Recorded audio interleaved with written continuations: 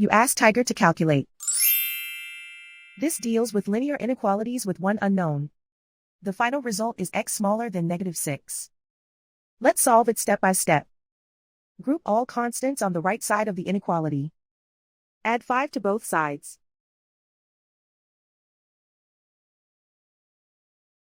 Simplify the arithmetic.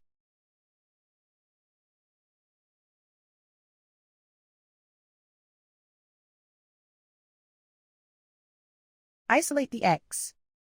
Divide both sides by 2.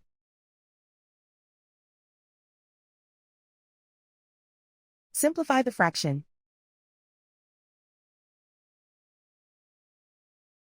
Find the greatest common factor of the numerator and denominator.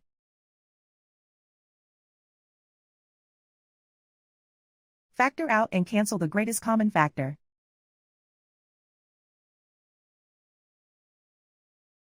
Plot the solution on a coordinate grid. And so the final result is x smaller than -6.